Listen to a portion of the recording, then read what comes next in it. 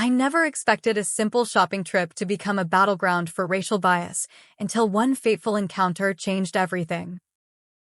It was a bright, sunny Saturday afternoon, the kind where the warmth of the sun promises nothing more than a few hours of carefree enjoyment.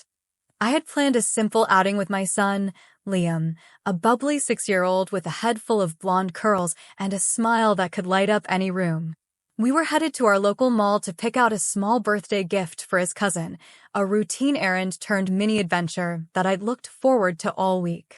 As we strolled through the mall, hand in hand, I couldn't help but feel a familiar mix of pride and cautious alertness.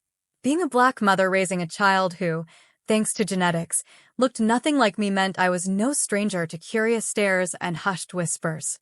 I'd learned over the years to ignore them, to hold my head high, and to savor these precious moments with my son. After all, Liam's infectious excitement about choosing his favorite toy was what mattered most. We wandered into a brightly lit toy store, where the air buzzed with the sounds of children laughing and playful music floating in the background. Liam's eyes widened at the sight of colorful shelves stacked with action figures, board games, and plush animals. I smiled, enjoying his unbridled wonder. Little did I know, our joyful day was about to take a drastic and unwelcome turn. It began with a glance, a hard, scrutinizing look from a woman standing near the entrance. I noticed her as soon as we crossed the threshold of the toy store. Her eyes were fixed on us in a way that felt both invasive and accusatory. At first, I tried to brush it off. After all, strangers come and go in a busy mall, and sometimes a look is just a look. But as we meandered through the aisles, the sense of being watched grew more intense, like invisible eyes sizing me up. I kept glancing over my shoulder. There she was, lingering near a display of board games, her expression a blend of suspicion and self-righteous indignation. I heard her mutter under her breath a low, almost inaudible comment that made my skin crawl. "That kid, he doesn't look like he belongs with her," she said, though I couldn't be sure of her exact words. The comment was a punch to the gut, and I felt my heart begin to race. Trying to focus on Liam's excited chatter about which toy to pick, I attempted to ignore her. But fate, it seems, had other plans. As we approached the checkout counter with a small bundle of toys, the woman moved closer. I could see her phone in her hand, her eyes darting between me and Liam as if she were composing an urgent message.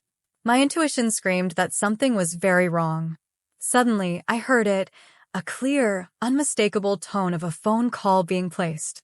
A voice, sharp with indignation, blurted out into the receiver, "I think I'm witnessing a kidnapping." My breath caught in my throat. For a moment, the bustling sounds of the mall faded away, replaced by the pounding of my own heart and the overwhelming sense of disbelief. How could someone possibly think that a loving, protective mother like me was capable of kidnapping her own child? Before I could gather my thoughts, a security guard approached. His face was stoic, his posture rigid as he moved between us like a judge ready to pass sentence. "Ma'am, can we have a word?" he said, his tone neutral but laced with the authority of someone who had seen far too many misunderstandings turn into disasters. I managed a calm smile, though inside, panic churned like a storm. "What seems to be the problem?" I asked, trying to keep my voice steady for Liam's sake. He looked up at me with wide, confused eyes, his innocence intact even as my heart sank further. The security guard's gaze shifted briefly to Liam, then back to me, as if weighing every detail of my appearance, my expression, my very being.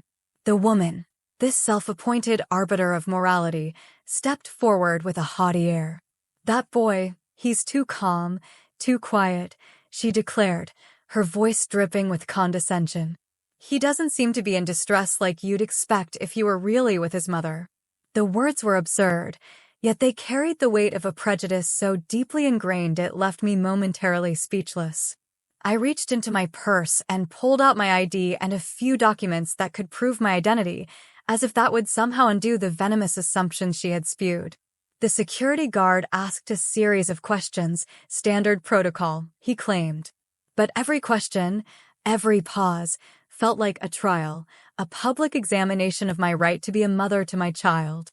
Around us, shoppers paused, casting furtive glances and murmurs of curiosity. The mundane act of shopping had transformed into a public spectacle where my dignity was on trial.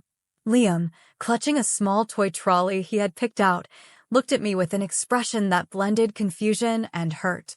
"Mommy, why is that lady saying such mean things?" he asked softly, his voice trembling with an innocence that broke my heart.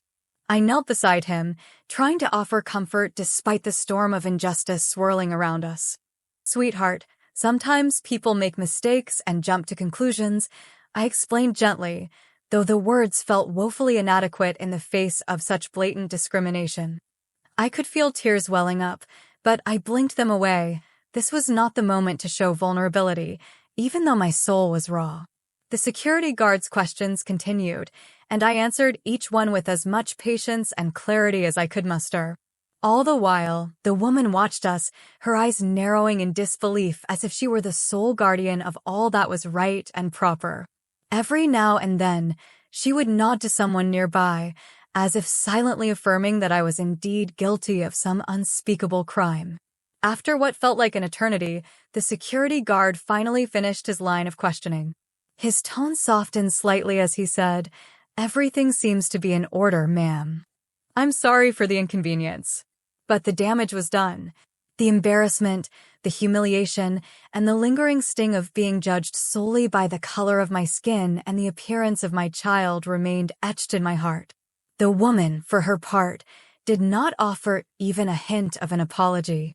Instead, her face shifted from self-satisfied certainty to a fleeting mask of uncertainty as she realized that her baseless accusation had not borne the weight of truth. With a huff and a dismissive glance over her shoulder, she turned on her heel and walked away, leaving behind an uncomfortable silence that filled the space where her judgment had once hung heavy in the air. I took a deep breath, trying to steady the trembling of my hands as I gathered my things. Liam tugged at my hand, his small voice asking again, "Mommy, will everything be okay?" I pulled him into a tight hug, whispering reassurances, even though inside I felt anything but okay. The incident had rattled me to my core, not just as a mother, but as a human being who believed in the basic decency of strangers. In the days that followed, I found myself replaying the moment over and over in my mind. I questioned how someone could be so blinded by bias that they'd leap to the worst possible conclusion without even a word of conversation. I wondered if this was an isolated incident or merely a symptom of a much larger, systemic problem, a world where assumptions are made on the basis of skin color and the simplest acts of love become fodder for public spectacle. Sharing this story is not easy. It is a raw recounting of a moment when I was forced to confront the reality of racial prejudice in the most personal and painful way. Yet, I believe that by speaking up, by laying bare this experience, I can help shed light on an issue that affects so many of us. In a society where appearances too often lead to unwarranted judgments, my hope is that sharing our stories will spark conversations, foster understanding, and ultimately inspire change. So, to anyone out there who has ever felt the sting of an unjust accusation or been unfairly judged by the color of their skin, know that you are not alone. Our lives are filled with moments of beauty and moments of pain, and it is through sharing these experiences that we learn, heal, and grow together. If you've ever been in a situation where your integrity was questioned, I invite you to share your story in the comments. Let's create a community where every voice is heard and every experience is validated. Thank you for listening to my story.